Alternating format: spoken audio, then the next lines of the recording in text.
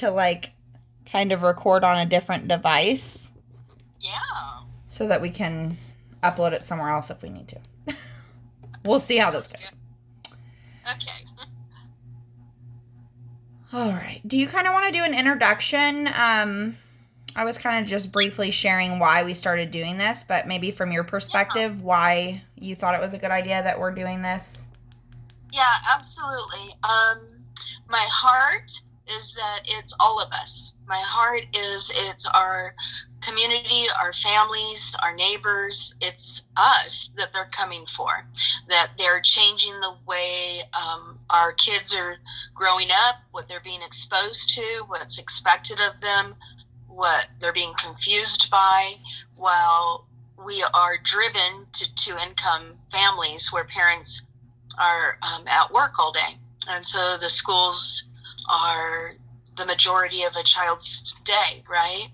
And then so when it became apparent how bad it was with all the mandates, I said, let's start talking to people. And my heart, my mind was always all of us. All of us need to be together, united against this. And what I had parents come out, and I had educators come out. I had grandparents. I had all sorts of people, interested parties, retired people, veterans. But what I found is that slowly it became just the educators, mainly just the educators that were consistently coming. And I thought, what's going on? Because it's all of us, right? And then I had reached out to some of the parents in the parent groups, like, how come, what's going on? And what I soon became aware of was there was so much hurt and distrust. There was so much hurt and experiences that were preventing authentic or realistic or trustful relationships from forming or bonding. And honestly, you hear things.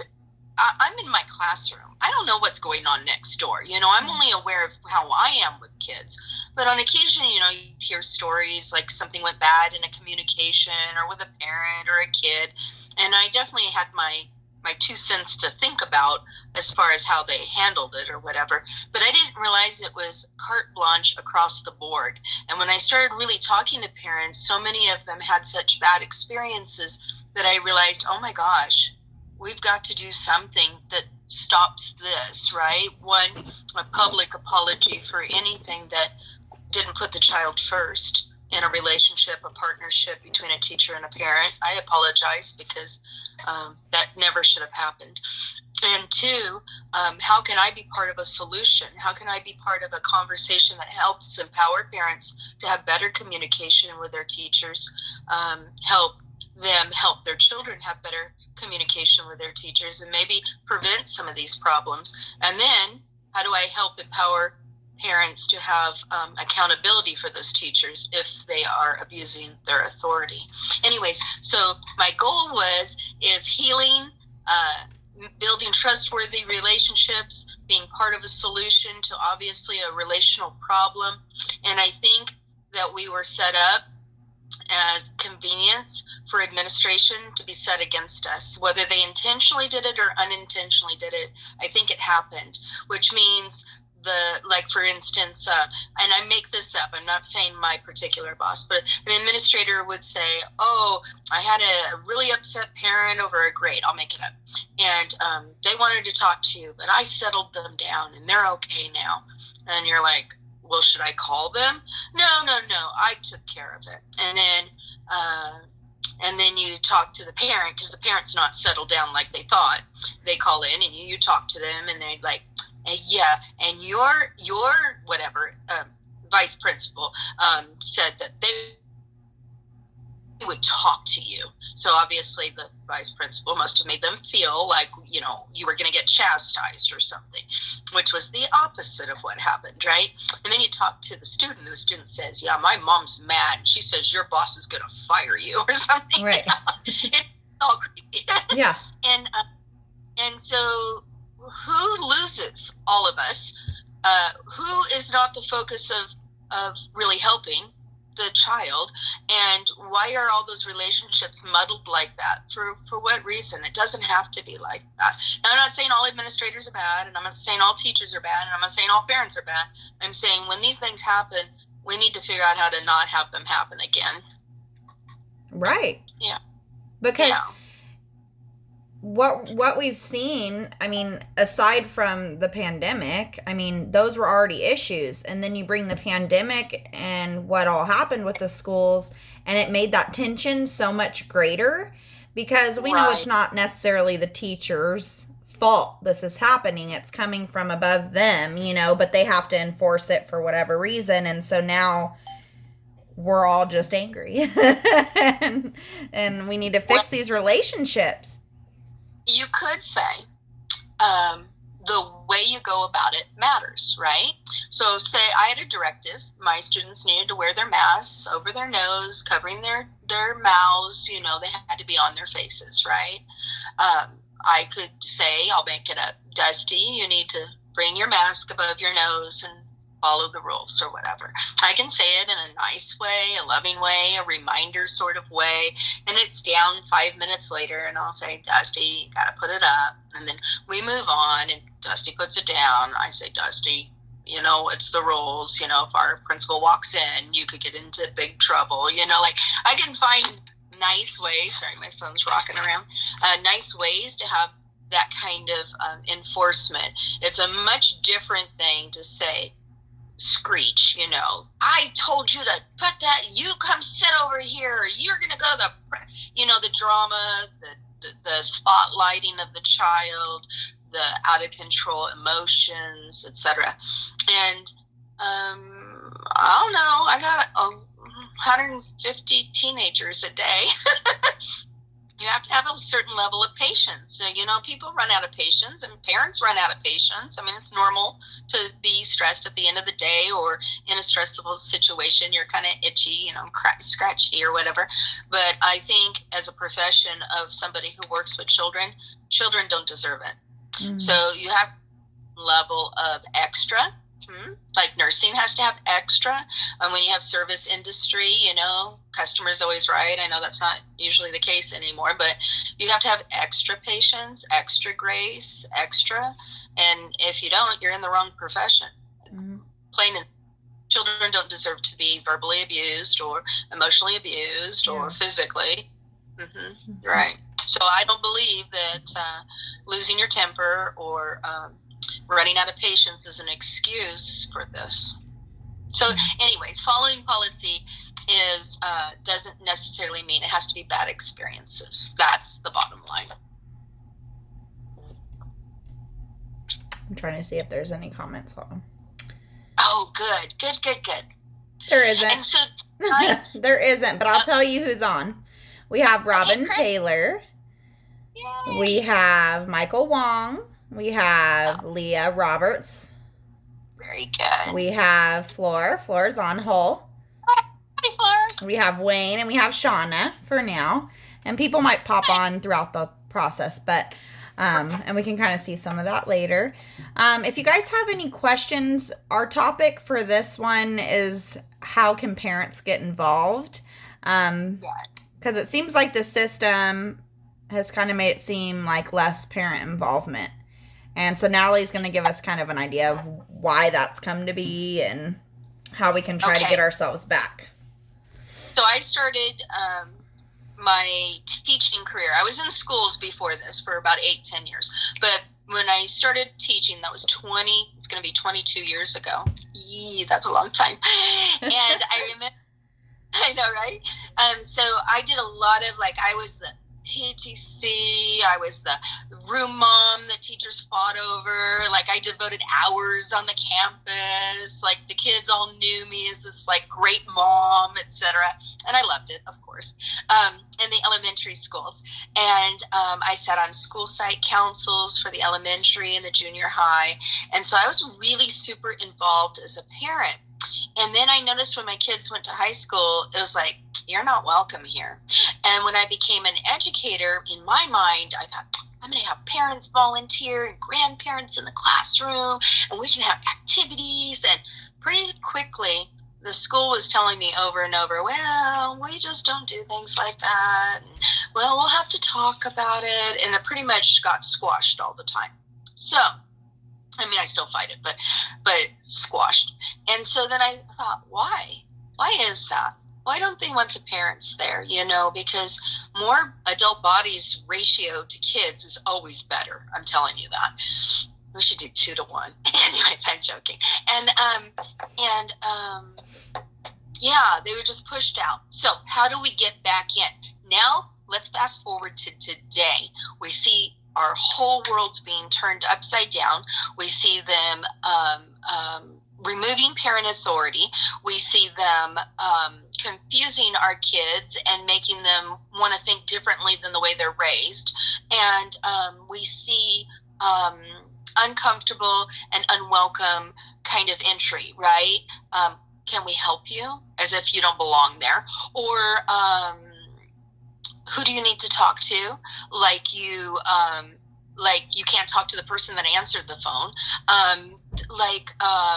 You walk in and it's uncomfortable. Like you stand there and wait for the receptionist to stop visiting with the other person or something. And then when they finally turn to you, they kind of give you the eye and, hi, how are you? You know, they do. And nobody's genuine, right?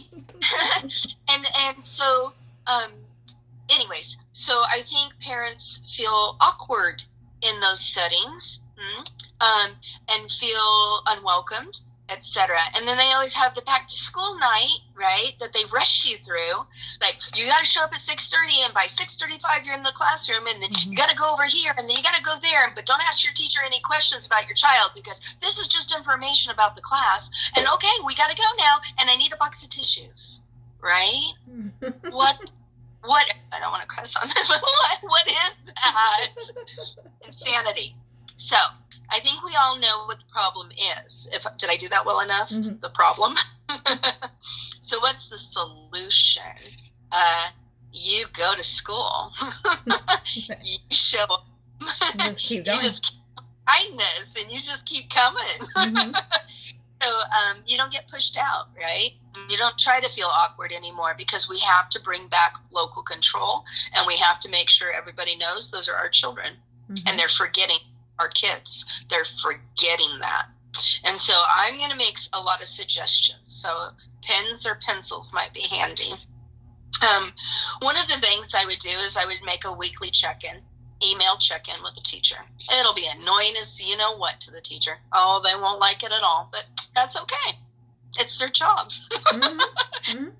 So you email in, and I'll make it up. Dusty seems to be the name on my mind, so I'll say Dusty's our kid today. And so Dusty got in trouble at home. You know, he didn't do his chores, and he's been grounded, and he doesn't have his cell phone. So you talk to the teacher, and you say, well, Dusty's been in trouble this week, and he has his phone taken away, but one of the criterias of him getting his phone back is him being on good behavior, and that means at home and at school. Could you tell me a little bit about how he's listening? I'd be specific. I wouldn't be general. I wouldn't say, how's Dusty doing in class? I wouldn't do that. What I'd say instead is I'd say, is Dusty listening when you're teaching? Is he following directions? Is he completing his work on time? I appreciate you telling me. And please do not speak to Dusty about our conversation, because you're going to have a wackadoodle that's saying, I know you got in trouble at home. You better be good in my classroom. I'm sorry. Maybe I'm being mean right now, but there are wackadoodles everywhere. There are. Okay. So you direct them not to have that conversation with your child, right? Mm-hmm. Then if they break, that's a principal conversation at that point. Mm-hmm. Right. Okay, so, and then you start building this relationship where you need to care about my child. You need to watch my child. You need to be partnered with me and help me with my child. And you work for me. Mm-hmm. Because I'm asking you every week. See how you're flipping the relationship back? And then, you know, maybe it's a friendlier conversation where it's like, oh, he's doing really good. Don't worry, you know, and then you leave it at that. And maybe you go 2 weeks. But you start having an interactive relationship. Now, it's easier on a lot of the elementaries have apps where you can interact, thumbs up, thumbs down, points, whatever, quick communications, remind. I'm not as familiar with all the apps that they're using, but there is a stronger turnaround with communications than there used to be, right? So I'd say start using them. That's number one. Now, you also have to know that things don't come out so well when we do this, right? I had a kid, it's so cute. He put in his subject bad grade, and then he goes, I really messed up, and my grade sucks, miss. Is there any way you can help me with it? And I'm like, I'm going to help this kid, right? And I'm like, is this the right time to teach him about email etiquette, or should I just help him? Yeah. Anyway, I just helped him. Anyway, so, but that's true for all of us. Sometimes communications can come out wrong. So we have to be careful how we, and dear Mr. So-and-so, thank you so much. Like I always start on a pleasant note, even if there's something that we're concerned about, right? Try to keep it pleasant. Okay, so that's number one. Start communications and keep communications and make them care about your child a little bit more than they would have. Now, number two, you need to show up at school. Show up at school. That's what I think you should do. Yeah. And so what does that mean? It means that you're participating in events, or you send your mom or dad, grandparent in to participate if you can't be. I remember I went to everything, but there was one time, I don't know why I couldn't, but I could not go to a calm zoo trip for my daughter. And gosh, I wonder what grade she was in. Probably second grade or something. And I had a friend visiting from out of town, and I said, hey, would you want to go to her zoo trip? To this day, and she's almost 30, to this day, my friend and my daughter still talk about what a great time they had at the Calm Zoo together.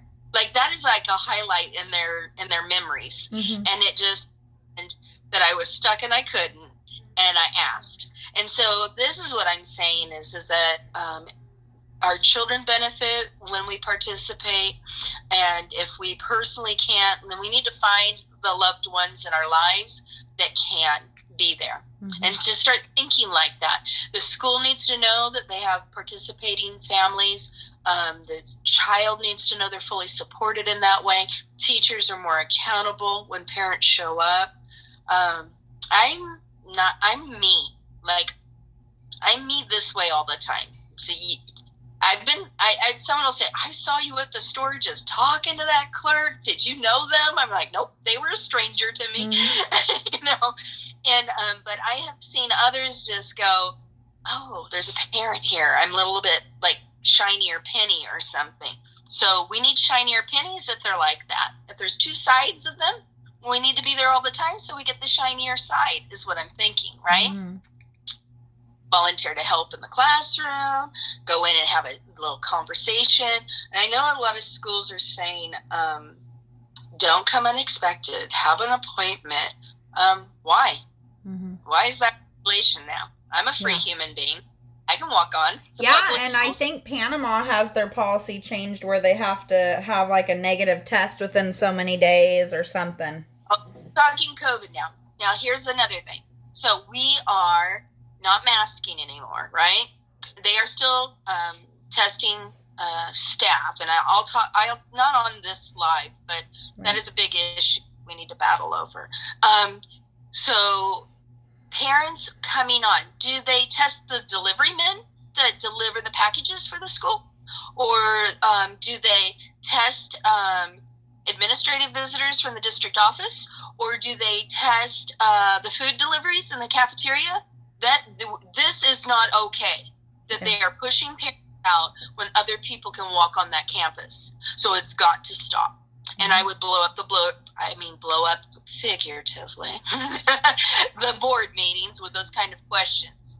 And I'd say it like that. If you can have delivery people come on your campus without tests, if you can have visiting administrators from your school sites or whatever, if you can have community outreach, whatever they're doing in the community to build their PR or whatever, they can have other human beings on there without tests, then they shouldn't do that to the parents either.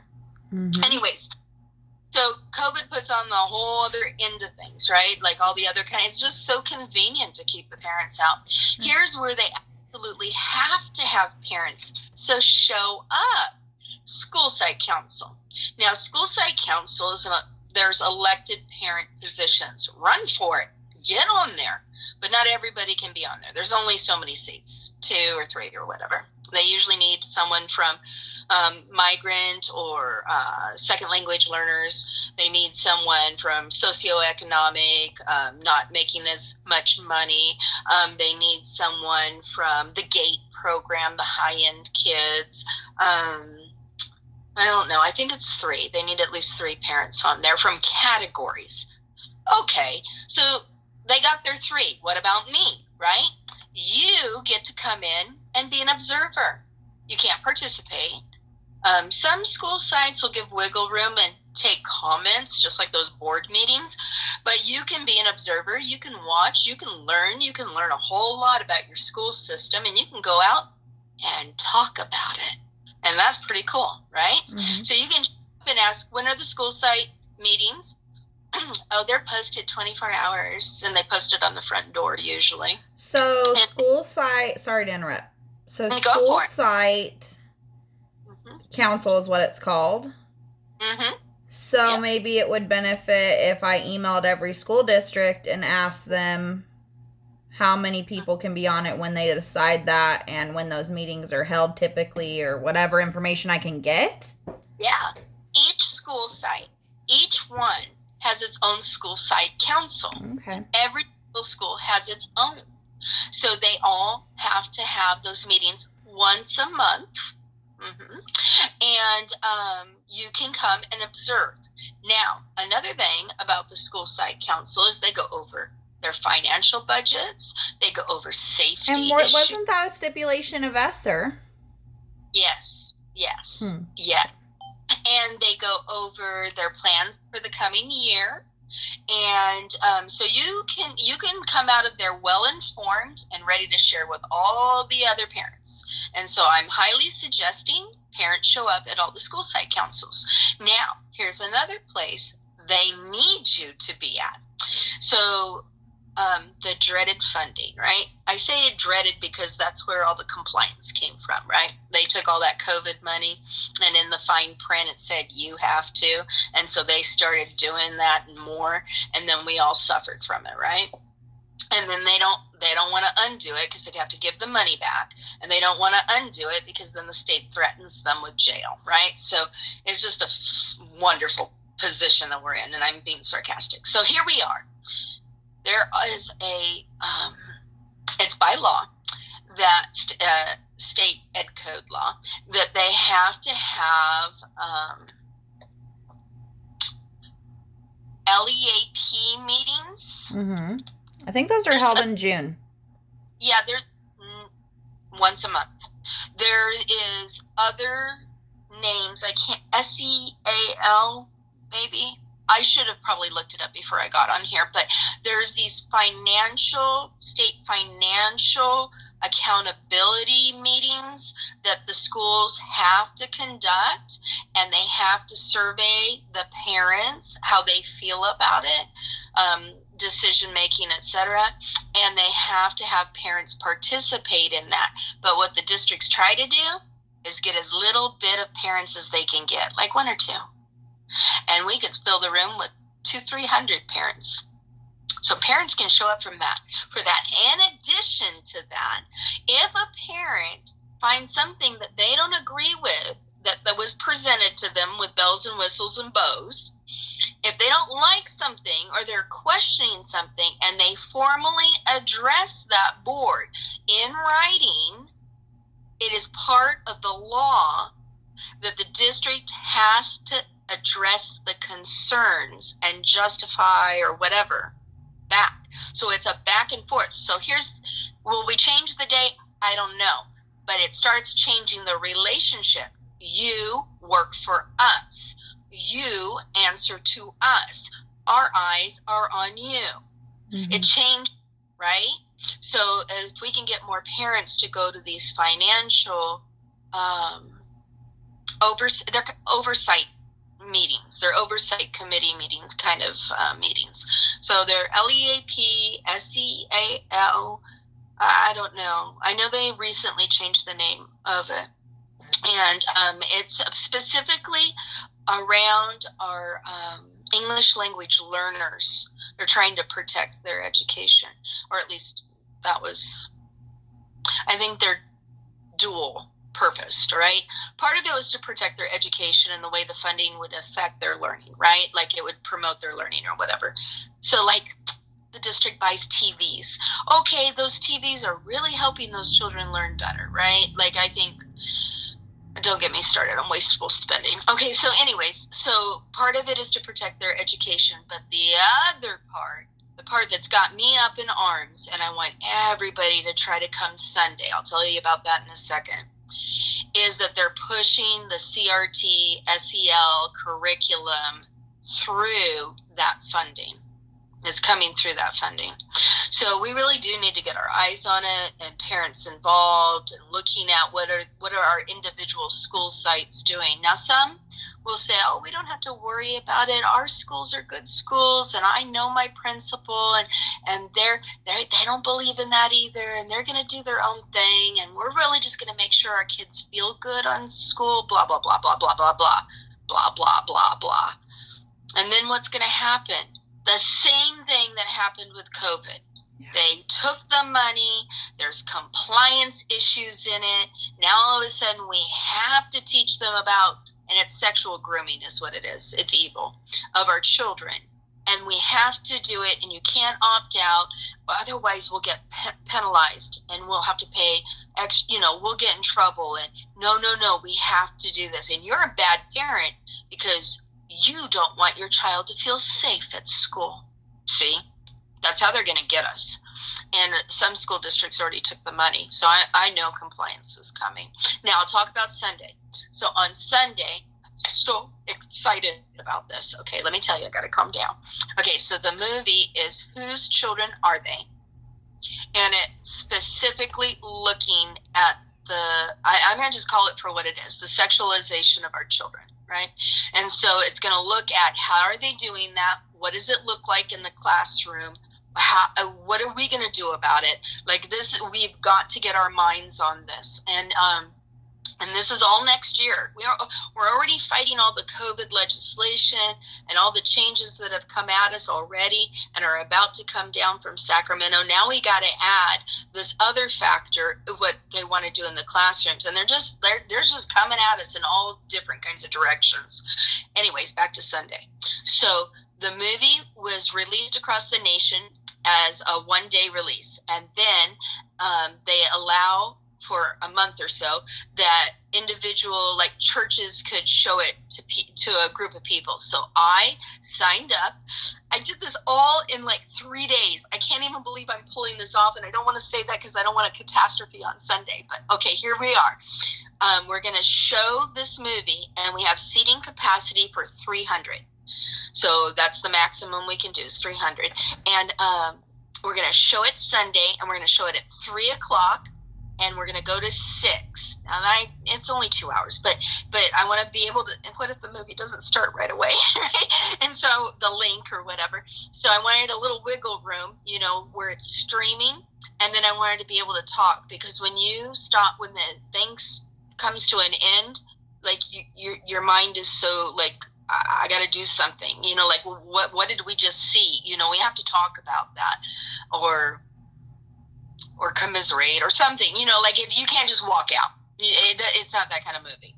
And it's at Rock Harbor Church on Rosedale Highway. Double check my address, but I think it's 3633 Rosedale Highway. I think that's correct. Is it? Oh, I think so.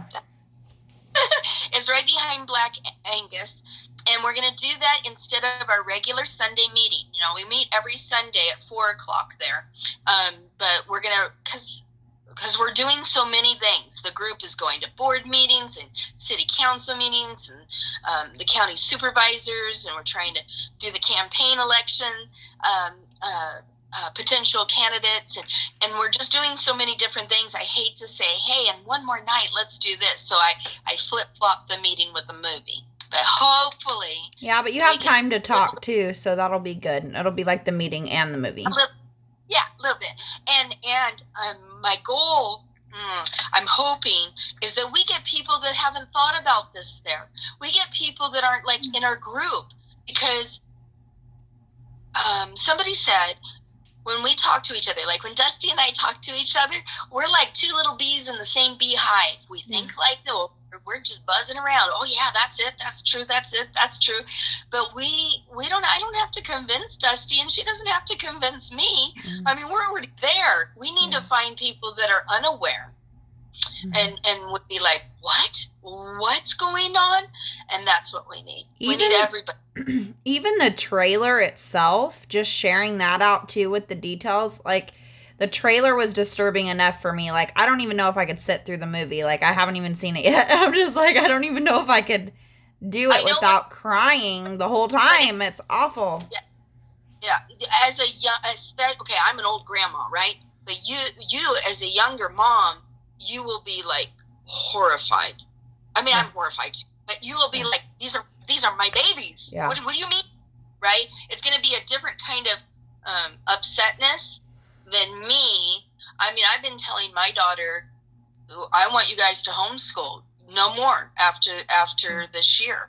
And my little one, he's first grade, and my granddaughter's going into kindergarten. Now, I don't know if she's convinced yet. I honestly don't know. I mean, like my own family, but if I had young children, I'd pull them out. That's how I would. And I'm an educator. I'm in the public school system. But if things are wrong, my kids are my number one priority in life. I'm not going to protect them. Yeah. Yeah.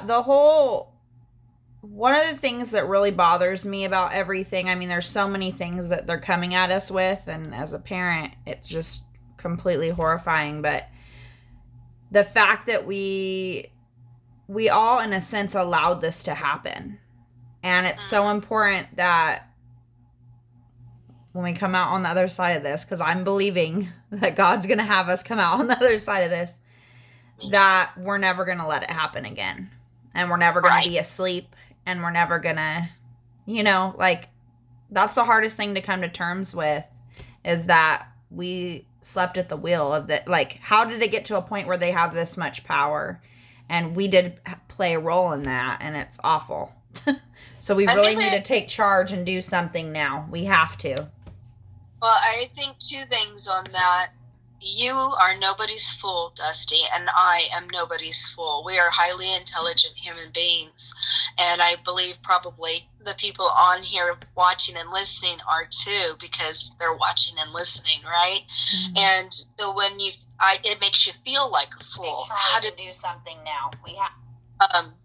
How did we not see it coming? Well, they've been deceiving since probably before we were born, right?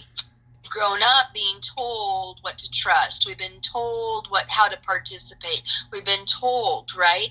And we're good kids. We want to be law-abiding citizens, and we enjoy our lives.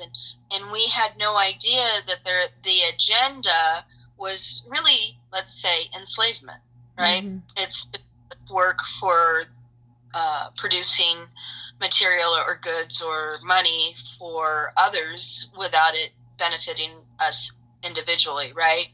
Like, we pay for our air, we pay for our water. These are God-given natural resources, and now we pay for everything, right? Yeah. So anyways, one, we're not fools. We would be foolish not to wake up when we realize, right? And we would be foolish not to say, okay, never again. Like, you fool me once, right? But not twice. Mm-hmm. You're right. We are not, right? And then go ahead. No, and the other thing is that I just want to empower everybody, they can't undo it. They can't make us forget again, right? Mm-hmm. So the advantage is really becoming our advantage over time, because what I say matters. and what I do matters. Like if you're in a leadership role in any place, right, you're held to a higher accountability. And now we're not out fishing. We're saying, what'd you say? What are you doing? You think you have that job? We're going to get rid of you. You're not doing your job. You know what I mean? So things are shifting and changing. And I really do want more people to think about what it is that we want leaders to be. And number one, accountable to us, meaning that they're communicating, they're transparent, they're doing their best on our behalf. It is about us. They serve us. And if they don't, they get out. Yeah. If they're self-serving, if they're making side deals, if they're being controlled by others, then they don't deserve to be in those jobs. Anyways, back to getting parents at the schools. Let's talk more about that. Okay, just so you know, we have a couple minutes left. Okay. I don't know how we do this so fast every time it feels like. So the kids that are playing basketball now in first grade and second grade, everybody can coach that. There's not a single person alive that can't show a kid how to dribble a ball or shoot for or know the basic rules of the game. And so grandparents, aunts, uncles, big sisters, big brothers, I'm going to say a terrible, terrible thing. When my son was 5th grade, there was a walk-on coach. It was a teenager, but he wasn't connected to any families or anything like that. And he ended up trying to take some of the boys home, and he was doing things to them. He was touching them and that sort of thing. We entrust our kids in places that we think are completely safe when they're not safe. And so I'm just saying, we need to be part of that. Yeah. We need to be part of that. Now, we have problems in family systems, et cetera. It doesn't completely eliminate the problem. But what I'm saying is that if I show up, I know those kids are going to be okay because I'm there. And even if it is a walk-on coach, I'm still sitting there watching them. I'm not at the grocery store and picking them up in 5:10. I'm there watching them. And if I can't be there, then big sister's there watching. If big sister's not there, then, whoever. And I watch for everybody, okay? Tonight's my night in the parent group. Tomorrow's your night in the parent group. And then your night in the parent group. That's what we should be doing. Because then those coaches and those teachers and whoever else know we're showing up. And then they have to act right. And they have to act well. And they have to communicate with us. So that's another area where we can be more involved and be part of. Like on the campus. Good. We don't have any questions in our comment section, but if Flora is on here, she had said that she talked to Donnie Youngblood today, and I'm kind of curious. I know. So I want to know what she heard from him, but I don't know if she's on anymore. So Flora, if you're on, please share your experience with Donnie Youngblood. And we'll even pull you on camera if you're okay with that. We'll give her a minute. We'll see. That sounds good. Yeah, but you can talk for a minute while I try to connect with her on here and see. Okay, so other ideas about being more involved in the school. Part of it is making friend groups. Because we talk about stuff, right? So we'll just pretend Dusty's our kid again, not Dusty. And I don't know why. I'm really thinking of a boy Dusty, not Dusty on my... I'm named after my uncle. Are you really? That's cute. Okay, anyway, so Dusty, the boy, is in class, and I have been doing my job back and forth, but I've made a really good, strong friend group. Usually what we do is we become friends with our kids' friends' parents because we're dropping them off and picking them up, and we talk a little bit or whatever. So, say I drop off and Nick's mom says, hey, Dusty fell down and hurt his knee. I don't know if he's really that better or whatever. Well, when did this happen? Well, last Tuesday. Well, he hasn't said anything. You say, Dusty, come over here. Did you hurt your knee? Is your knee okay? He goes, yeah. And I said, well, walk around. It looks fine. I go, well, run to the fence and back. And he's hobbling. Well, now I know my kid has a problem and I didn't know it before. I just make up all that. Okay, so the thing is if you have a community of parents that you're talking to, it's like a web. Things can't get through the web.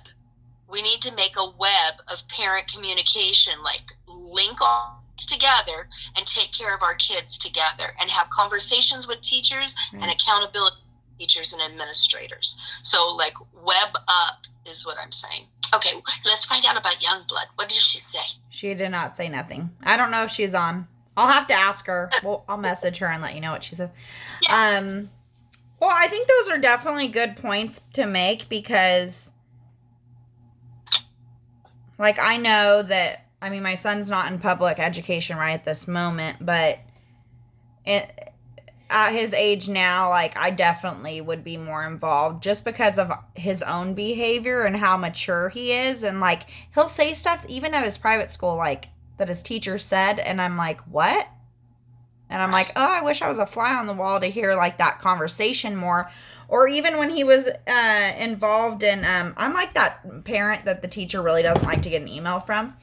Because, like, for example, there was a time when Madden I was homeschooling him, and he was in this little, like, homeschool support thing that they have here in town, and I paid money for him to go and everything, and this is what last year, so he's in 4th grade, and somehow, I don't know how, but the topic of 9/11 came up in class. And that's not something that I've really discussed with him because my son struggles with anxiety. So I don't feel like that was an appropriate topic for 4th graders to be talking about, especially like the ins and outs of everything of what kind of happened. Well, somehow, man, I pick him up and he's telling me, did you know this happened? All this stuff. And I'm like, oh my gosh. Like, I was your age when that happened. I remember evacuating our school and everything, and to have to explain to him and, like, ease his worries, you know. So, of course, I had to communicate with the teacher. And I was really nice about it, but I was just kind of poking around, questioning, like, oh, I know kids talk about stuff, and I'm just curious how this topic came up. And, of course, my first assumption is, why is this teacher bringing this up? Like, and I'm angry, right? And then I'm like, the kids are maturing now, so maybe they heard about it or something. And so that was the case that another kid had brought up. And then it just kind of, everyone started communicating, sharing what they knew, and I'm like, oh gosh, here we go, you know. But it's good to be involved and to ask the questions, and sometimes we kind of just will be like, oh, the teacher's got it under control, and yes, to an extent, sometimes that's the case, but be a concerned parent. Ask the questions if you have any kind of doubt, I think, you know. And I think being able to have a conversation, okay, so 2 things. One, it's okay to be upset. I don't think if a parent's upset, it's okay to be upset. I just think that having the conversation can't be an attack, right? Mm-hmm. What did you do, you know, or something? Right. You can say, look, I'm not happy that my kid found out all about 9/11. He has anxiety issues. What's going on?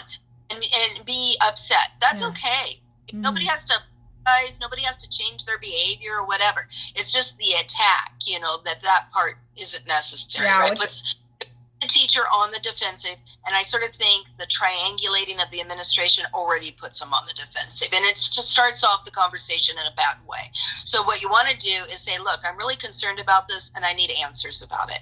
And they have to answer because they work for us, right? I work for my parents. That's who I work for. So I have to answer what happened in my classrooms. It's totally legit. And then the other thing, I think I lost it. Let me think for a second. What was the last part you said, Dusty? The last part that you were telling me about? About being concerned and communicating and not just like, because like, you want to give them the benefit of the doubt, but. No, but it's so much easier to talk to a teacher that you've already been talking to, right? Okay, yeah. It doesn't come out of the blue. It's not awkward. It's not like start having those relationships like you talked about from the get-go, and that way it's not. Exactly. And what we hope for is authentic relationships, right? I mean, I'm emotional when I talk about this, but I love I love my kids, and I'm like, if you're elementary, they're spending 7 hours a day with your child, 5 days a week. That's a lot of hours with your child. And so you would want those educators, I'm sorry, I'm going to use the language I know, love on them, love them, laugh with them, enjoy them. right? And so we want authentic. I want to be authentic, a real. I sometimes kids bug, right? Personalities don't mesh or whatever, but it's okay. I mean, it's okay. We're okay just hanging out, even if you're not my BFF, Mm-hmm. and whatever. We can figure out how to be happy together, even if we're not exactly a match, right? Yep. We have a couple Yeah. comments, so I'm just going to read them out loud real quick. Okay. Not necessarily questions, just statements. But Leah shared, she said, I understand that I was in middle school when Columbine happened, and I was seeing the school counselor because I was so upset. And then Jill's saying, we need to remember that there are teachers who are not conservative and do not think like us. I think that she was talking when you were communicating, like how to communicate with the teacher and not be that they're defensive kind of automatically, and maybe to just kind of learn how to Yeah. communicate better. And then Jill also said, also let teachers know ahead of time topics and things that you would like avoided with your child. So if there's anything specific. That's excellent. Mm-hmm. And I like to make friends with everybody. I have very liberal friends. Although sometimes we agree not to talk about certain things because we disagree, but it doesn't mean that I'm going to dislike someone or not be able to communicate or not talk or find common ground. Somewhere in society, they've lost skill, and I refuse to. I refuse. And so I think it's doable, and honestly, it can be easy to try to get along. It really can be. But I don't want a teacher to indoctrinate a child. It's not their place. Right. And I want to give parents the authority back, right? Mm-hmm. We have the right to raise our children in a belief system, whether it's political or religious, their faith, traditions, etc. That is the right of the family system to do that. We do what I will fight till my dying breath over is that Dusty, you, and I do not be exactly the same. Mm-hmm. And our children do not have to be exactly the same. And we don't have to be all the same to get along. Mm-hmm. And evil agenda, because I believe we are uniquely gifted with talents and skills, dreams, desires, goals that are unique to each one of us like a snowflake.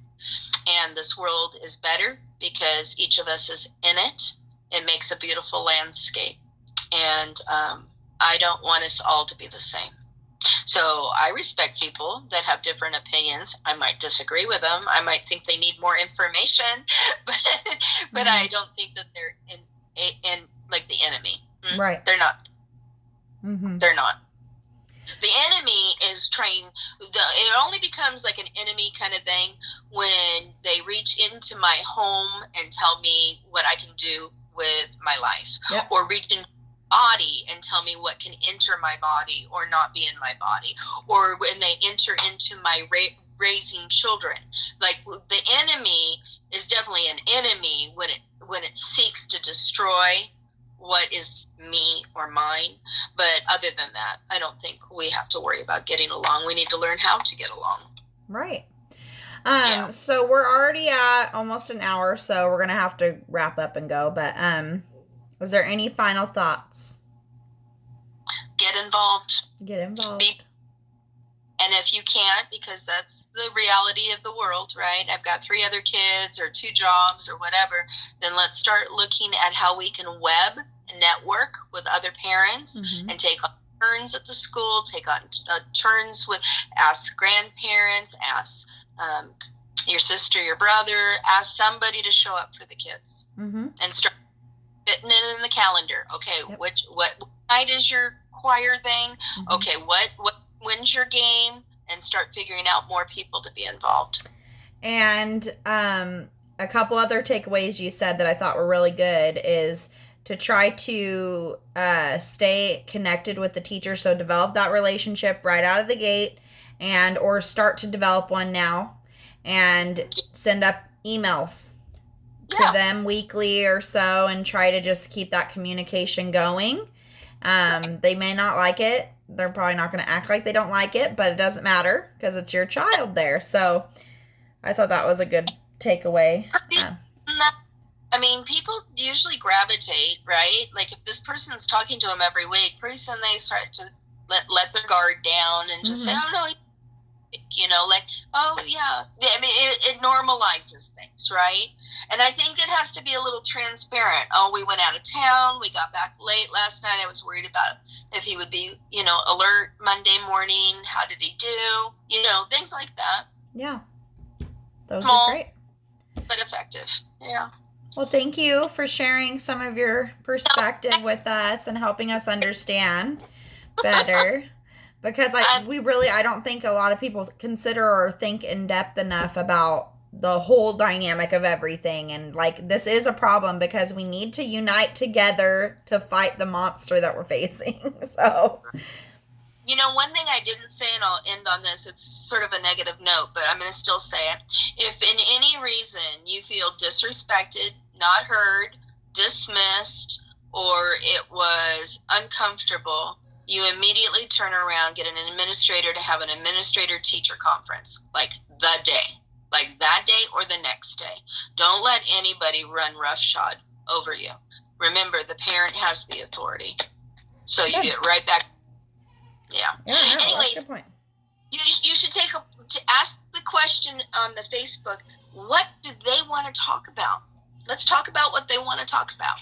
So yeah. So let us know if there's any topics related to the parent-teacher relationship so that we can maybe do another video about that. But we will come back in about 2 weeks with another live on some topic and hopefully one that you've told us about. So we'll talk soon.